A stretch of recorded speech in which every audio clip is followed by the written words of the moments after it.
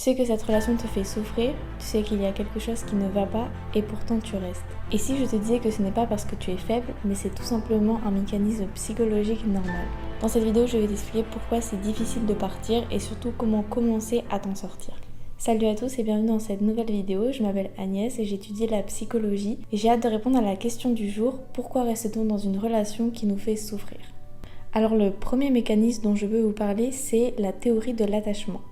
Depuis l'enfance, on apprend à créer des liens très forts avec les autres. Et ces liens deviennent essentiels pour se sentir en sécurité. Le problème, quand tu crées des liens très forts avec une personne, ton cerveau a du mal à différencier entre une relation saine et une relation qui te fait souffrir. Parce que lui, ce qu'il veut avant tout, c'est maintenir ce lien. Du coup, même si la relation te fait du mal, la peur de perdre cette personne est beaucoup plus forte. Le besoin d'être aimé ou la peur d'être seul devient plus fort que la douleur. Et c'est là que tu commences à t'accrocher, pas parce que ça te fait du bien, mais parce que tu as peur de perdre cette personne. Souvent, cet attachement peut être lié à un traumatisme, comme par exemple l'abandon, ou alors une grande peur d'être seul. Le deuxième mécanisme que je vais te parler aujourd'hui, c'est le renforcement intermittent, et c'est l'un des plus importants. Il est très connu en psychologie parce qu'il est très puissant. En gros, quand une récompense est imprévisible, elle devient de plus en plus addictive. Du coup, dans une relation, ça donne quoi? Tu passes par des moments difficiles, de doute, de distance, puis la personne revient et là, elle est attentionnée avec toi, tout se passe bien. C'est-à-dire que ta relation alterne entre des moments douloureux et des moments où tout va bien. Alors attention, dans chaque relation, c'est normal qu'il y ait des disputes, mais par contre, moi je parle de disputes qui sont récurrentes, souvent les mêmes, un peu comme un cercle vicieux. Tout ça pour te dire que ces moments qui sont positifs, parfois très courts, ils te donnent de l'espoir. En fait, ils ont un impact énorme parce qu'ils arrivent très rarement et du coup ton cerveau va se focaliser dessus. Et donc en se focalisant, ignorer tout le reste. Ils te font croire que la relation peut redevenir comme au début. Qu'en fait, c'est ça votre relation, c'est seulement ces moments positifs. C'est pas les disputes, les moments où ça va mal, c'est seulement quand ça va bien. Et du coup, toi tu restes en espérant retrouver ces moments. En fait, c'est un peu le même mécanisme que les jeux d'argent. Tu continues non pas parce que tu gagnes souvent, mais parce que parfois tu peux gagner. Maintenant, on va parler des croyances. Ce sont toutes les idées que tu as sur toi-même, sur les gens, sur le monde qui t'entoure. Par exemple, en relation, tu peux penser que tu ne mérites pas mieux, que cette personne peut changer. Et ces croyances, elles ne viennent pas de nulle part. Elles se construisent avec ton histoire, ton environnement, tes expériences, mais le problème, c'est qu'elles vont influencer tes choix. Et tout ça sans que tu t'en rendes compte. Elles peuvent te pousser à rester dans une relation qui confirme déjà ce que tu crois.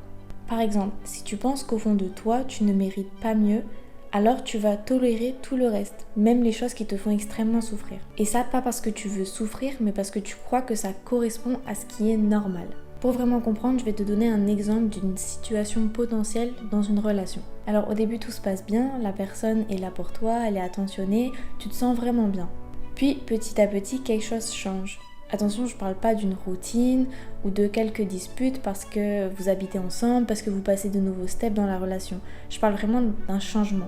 La personne, elle devient plus distante, plus froide. Elle commence à avoir des comportements qui te blessent et toi, tu ne comprends pas trop. Et tu te dis que ça peut être simplement une mauvaise période.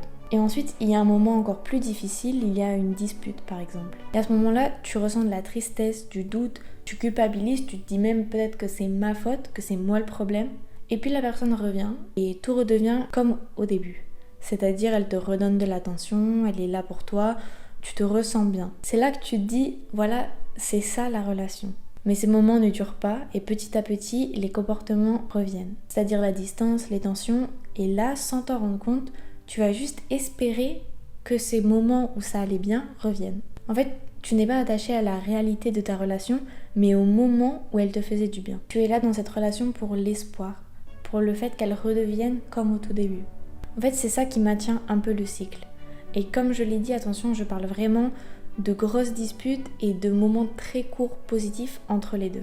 Alors pour ça, je vais te présenter quelques petits exercices qui pourront peut-être t'aider. Rappelle-toi que moi, je suis là pour toi, pour t'aider à te comprendre et à reprendre le contrôle des choses. Alors ces exercices, ils sont là pour t'aider à visualiser tes pensées. Je vais te demander de prendre une feuille et de noter deux choses. Ce que cette relation t'apporte, c'est-à-dire du positif, des choses qui t'ont aidé, grandi, qui te font du bien dans la relation.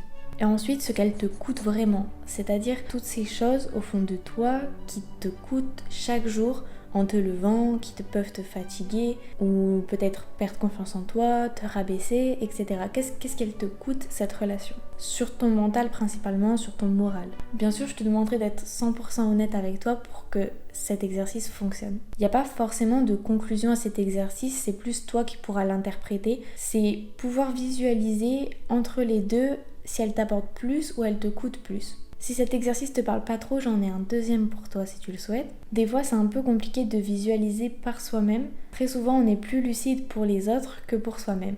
Alors du coup, imagine-toi que tu es avec un ami et que du coup, cet ami explique qu'il vit exactement la même chose que toi.